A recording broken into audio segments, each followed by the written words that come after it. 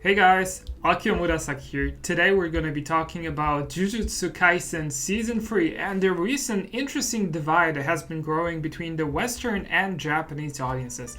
We have a post here from Anime TV. Jujutsu Kaisen S Season 3 received massive backlash from Japanese viewers. Despite good numbers overseas, episode 4, well, there's talks about episode 3 as well, apparently gets a 9.8 out of 10 rating overseas.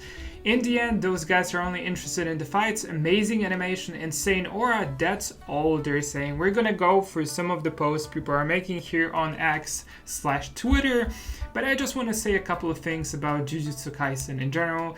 I have seen the first and second season. I have read the entirety of the manga as it was being released, so I'm very, very familiar with the story. And if you haven't seen, season 1 was basically season 1. And season 2 was the Shibuya arc, and then season 3 now is the Calling Games, which I have to say was not a very good arc. There's been a lot of characters introduced in the story, which were subsequently killed off by Sukuna. And yeah, and they had really good backstories as well. And if you've been following the manga, week after week, you kind of, you hear the backstories, you get familiar with the characters. You're like, oh, these are really good characters.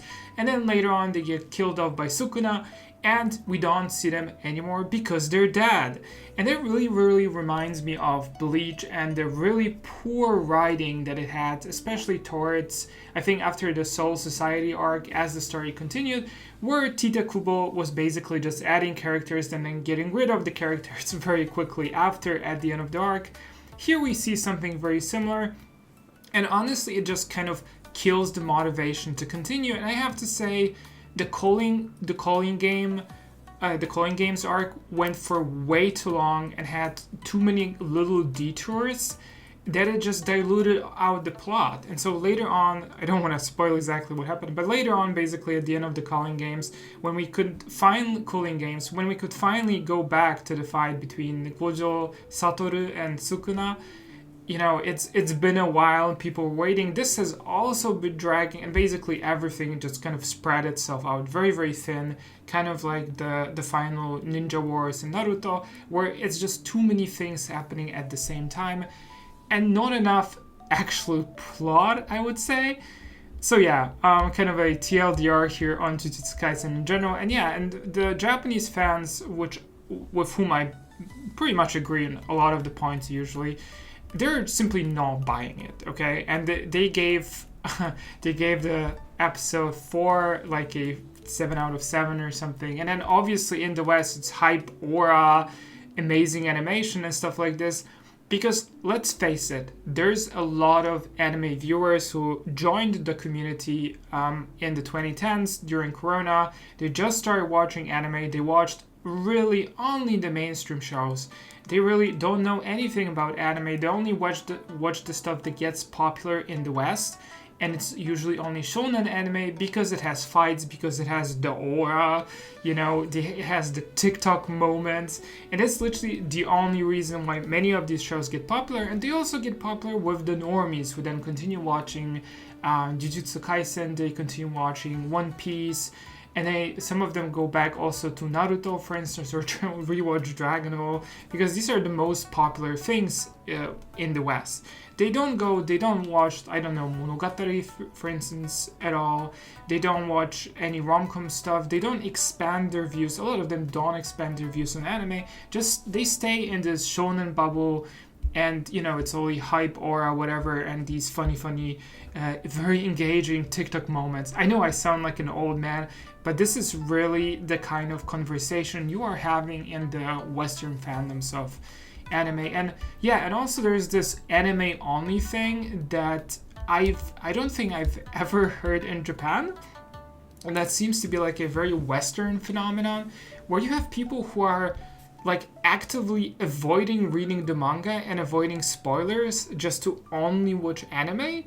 It's kind of weird, I have a couple of Japanese friends and I talk to them very often, and I've never heard of any of them being like, oh, I'm not going to read the manga. No, they read the manga, they want to see it being animated. afterwards, and they're gonna both read and watch the anime, you know, to see how well it fares. It's kind of like with in the West watching book adaptations of movie adaptations of the books you liked. It's kind of, I feel, very, very similar in Japan with anime, where people just want to see it in 3D, it with music in the background, it having great storytelling from the manga, but also like the animation itself. But yeah, that is not the case in the West. And so people kind of like looked a little bit into this specific post here from Makura Aimers. Heisei ni torinokusareta otoko. This is a translation, and by the way, it's a really bad one, because it says here, it talks about episode 3, actually not episode 4, it's episode, I think both episodes in the end, that explain the calling game rules in an anime original segment to make it easy for anime-only fans to understand, and got massive praise. In Japan only scored. There's like a comma missing here, and it got massive praise in the West. And in Japan, here's the original tweet actually. Here it said for anime onlys. And in Japan, okay, it was episode 4. In Japan, it only got 7.7 out of 10. So that's kind of the reality. And yeah, Japanese fans don't really like it, because it's not great. And obviously the responses are, I would say, in the West, the usual. Why are we even surprised? Let's read some of them. Oh, sorry. By the way, I checked these accounts. They are 100% Japanese. They do post mostly, I think one of the other accounts posts maybe like one something repost in English, but in general they write in Japanese. And it's also pretty much telling when you look at the way they write, is that if any of this was Google translated or whatever DeepL translated, it would never sound like this, because it would be completely devoid of slang, which by the way you see here. Yes. So here's like another guy here complaining that whatever, you guys are only interested in the fighting scenes, and then like a properly explained, in a properly explained episode 3, you can just go please watch Dragon Ball in that case, because it really boils down to this. Like in the West, really is just hypenora moments. And some of the comments are really sending me here. Even Japanese themselves can't stand these hoodweeps in our hobby anymore. This is getting interesting. Yeah. So here we have the comparison. Oh, sorry. This was episode 4 and episode 3. Okay. These are 2 totally different episodes. What are we even talking about here? It seems like whoever from Anime Corner, whoever put this together, doesn't even understand what we're really talking. Okay, let's see some of the other comments here. What do we have? Overseas fans are by and large childish people with little interest beyond flashing lights and rippling muscles. This is why MAPPA is selling their soul to Netflix. I had a video about this before. It's a great betrayal of artistic vision and Japanese culture more broadly. Oh man, I really wouldn't really go that far, but yeah, it kind of sucks, to be honest. Let's see some of the other comments. Base Japanese shonen tarts don't know about anime. Broadly speaking, you know, to be a bit of an elitist here, they don't really care about anime, to be fair. They only care about the biggest shows. They only care about, you know, the most popular stuff that gets released in the West, and they don't really read, funny enough, right? It's very often the case. Let's see some of the other comments. I have only seen a handful of Jujutsu Kaisen episodes, so I don't really have an opinion on the series as a whole. I actually do. I think the first season was decent. There were some good scenes. In terms of storytelling, I think it was a decent adaptation of the manga. The second season was way better because it did really elevate some of the scenes. Ironically fighting scenes, but also the music was incredibly good in the second season, especially the opening. I loved it. So I think, MAPPA did a fairly decent job. All I can say is that I understand why the Japanese are pissed. If you only watch anime for the fights and such, then you're beyond shallow and deserve to be mocked. A little hard, but I do kind of agree with this. Let's see some of the other comments. Oh yeah, I'm gonna talk about this in a separate video. You know, being called gun and ball types cuts these people deep, because in response to the most milquetoast criticism, they're resorting to the same tired Junko Furata camera shutter lolicon insults. Yeah, that's unfortunately true. I don't know why, but a lot of the commenters here think that people didn't like the latest episodes of the third season because of misogyny. I don't really think that's the case. It has nothing to do with Maki fighting off her clan and beating up some men. It's like the fact that this is your angle just tells me about a political brain rot more than anything else. And of course, some people who are criticizing the Japanese are flinging absolute bigotry, like, you know, class S grade bigotry galore going on. Sadly enough, this is not new. This is happening every single time when the Japanese have an opinion, and of course the hyper-political people in the West have a mismatching opinion, to put it lightly. Let me see. Yeah, been seeing this JJK story is extremely mid. Amazing animation and fight scenes carry the show, which is fine, but the show is definitely overhyped.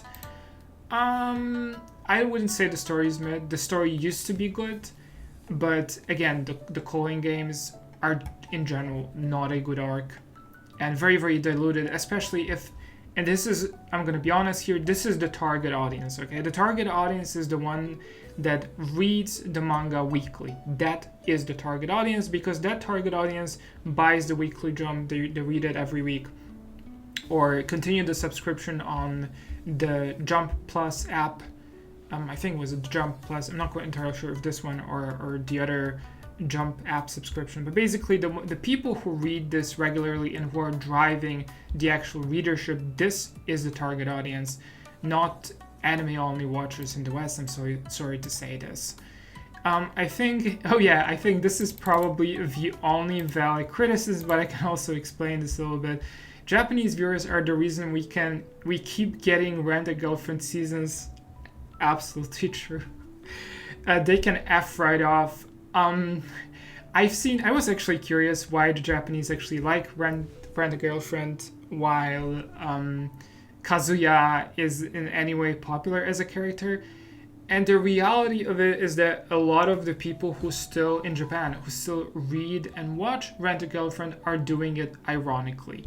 They want to see Kazuya struggle and fail. Yes, I'm not even joking. It has a fairly big female audience as well. It's probably just looking at Kazuya and oh my god, he is the absolute worst, the absolute trash. So yeah, it's more like hate reading, hate watching than anything. So yeah, but yeah, they're unfortunately they're driving the viewership, driving the readership of Kanokari. So sadly enough, but more comments are kind of in the same vein. I'm not gonna be watching all of them. Like here, for instance, 90% of Western anime watchers are slop maxers, who TikTok also plays a huge role, because let's face it, there is a reading and attention crisis in the West, and a lot of younger people interact with any Japanese media via shorts, via short form content. Don't want to go, but like TLDR, that's really the case, and they don't actually watch the anime, they just watch clips. They watch the popular clips, they read like a summary of the story, and that's essentially all they know. But yeah, basically, yeah, as I kind of mentioned, there is a blow up, there is a growing division in the perception of specific, more mainstream titles and story beats between the West and Japan. And I think this is going to keep on growing. I am very firmly on the side of Japanese. I'm more aligned with the Japanese opinion on this, but that should not really be surprising, I guess. But yeah, that's basically it from my side. I hope you guys enjoyed this little funny breakdown and my, little lore drops and stuff. And I see you guys in the next one. Mata ne!